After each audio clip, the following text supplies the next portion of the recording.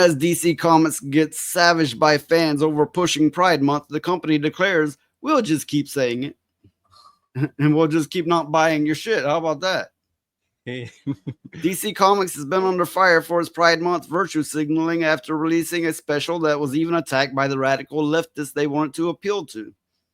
Fans are savaging the company on their Facebook post, pushing the evil LGBTQ plus agenda.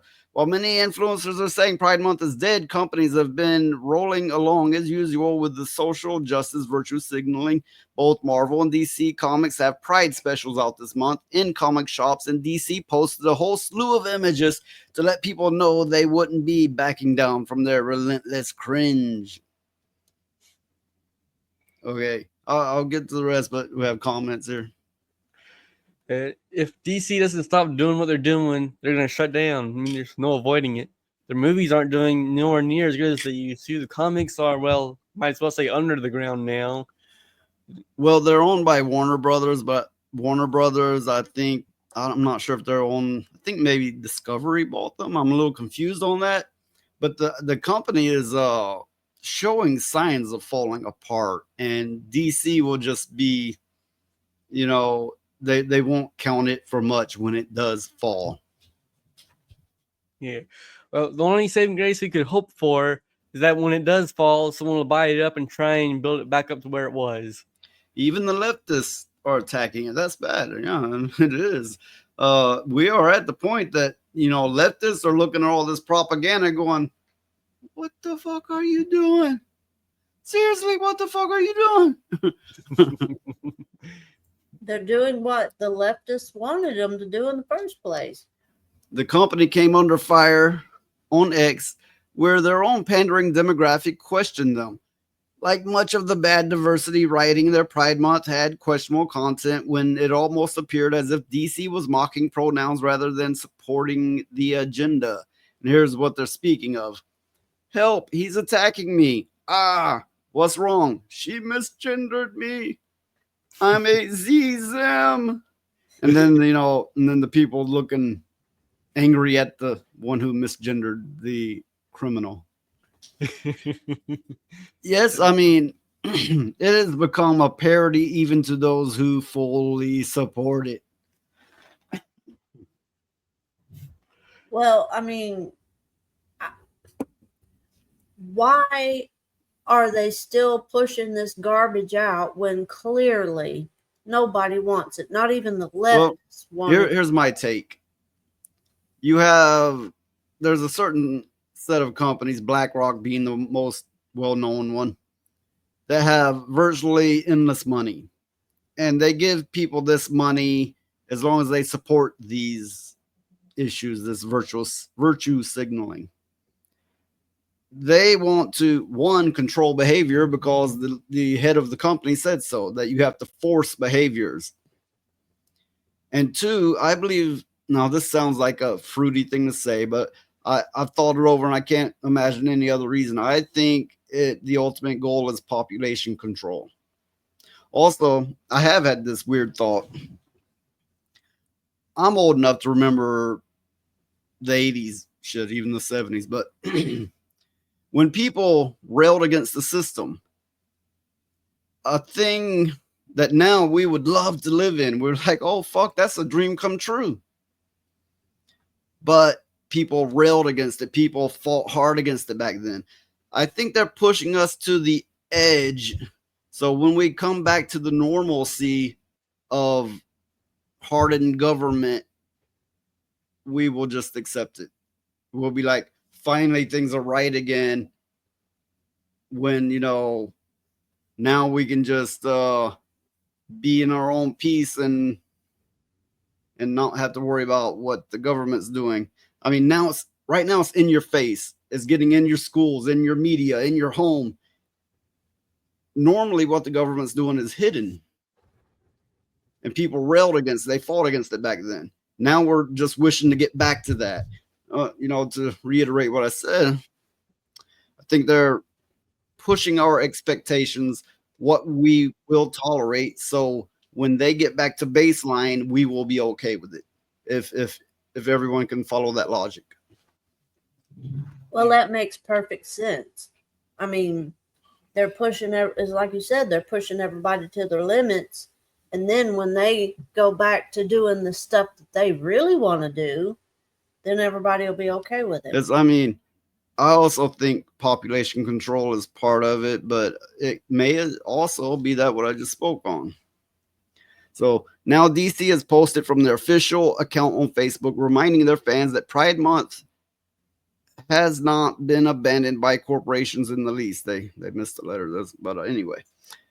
They defiantly said, and we'll just keep saying it, Happy Pride, with a hashtag, along with posting several images of their disordered characters with a message, in every universe you belong. Well, apparently us here don't belong in this one. And no, you cannot kick us out. We were here first. Yeah. We were here first. We're mad as hell, and we're not going to take it anymore. Yes, this screams Dustborn. Yeah. Yeah, I had that thought too. I had that thought. Yeah. And So I'm just looking over the comments real quick. Go ahead. And I see they drew Poison Ivy and somebody else, and I'm Harley going, Quinn. what the hell did they do to Poison Ivy? Yeah. So, Poison Ivy was supposed to be this buxom, beautiful woman. yeah, and she was like supposed to be hot for Batman, I think. I know a Catwoman was. Yeah. I think So- she's like pheromones or something. I don't know. Yeah, don't they all? Alchemy says, unfortunately, it's human nature to push to the nth degree until a breaking point is reached. And yes, that's true. I think it's true even for each one of us individuals in some way or another. If you think hard enough, you'll probably see it. Yeah. Unfortunately, that is true. So a bit more reading here. Much like the Pride special backfired, this time Facebook fans criticized the company in the comments for posting their insanity. One commenter said, "This is why you losing money, DC. We don't care if the characters," so many misspellings, "characters are gay. Just drop the agenda, get real talent, not hacks." Another posted, "And yet not selling a whole lot, along with the canceled titles, you may earn brownies by not being anti-gay, but you're failing as a business. Congratulations." And a third saying, "Trying to destroy the new DC universe before it even begins." Yes, they've rebooted it. I don't know how many times. I know once or twice, I know. And they're rebooting it yet again, along bringing with all this pandering and virtue signaling right along with it. So yeah, it's gonna sink their ship. Yep. So I don't know. as DC Comics noted, it's not going to cause the companies to stop. And no, it won't. It absolutely will not. Because they already got their money. The corporations are still filled with rabid activists who always double down given every opportunity and aren't motivated by profit in the least. Back to my point. They already got their money. They don't care what we think. They don't even care if it sells that well. They already got their money. That's like all these video game makers, with the what do you call them? What Sweet Baby Inc. does. Oh, yeah. They already got their money. Even if it's a big failure, that company, those devs, they walk out like, I got paid, I got mine, so fuck you, Yeah. Well, I would be interested to see what would happen if there was a mass financial protest, to say that people stop paying for comics, stop paying for movies, stop paying for games, the whole thing. You'll never get enough people to go along with that to make a dent in it. That's the unfortunate fact of it. Well, Yeah. I know, but I'm saying, what if that The could closest happen? way you can accomplish that, one, to put a tranny on a beer can. But because beer drinkers like, what the fuck? I'm not buying this shit no more. Yeah. Right. And two is the way people are hating on Musk now. Elon Musk. Yeah. So if you take the one thing that the every man like drinks in his downtime and feel a little easier, and they're like, I just want my beer, fuck everything else, and it's got this fucking tranny on a beer. That's taking one extreme and putting it to this place, the most place it absolutely cannot fit. That's one way. The other way is directly tie it into the politics of the highest in the land.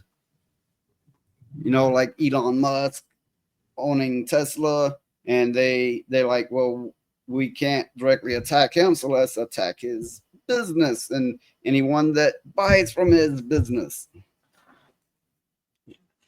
Well, I mean, I know something like that couldn't happen, but if it did, I was just curious. You mean a massive boycott? Yeah, I was just curious if it did happen, what kind of repercussions it would be for those companies that are pushing this bullshit. Some will turn right around and act like they were never that way. Some will change their name and go under another name. Some will straight fail. But yeah, they will fuel it. They will most definitely fuel it if you could get enough people to come together. And it's kind of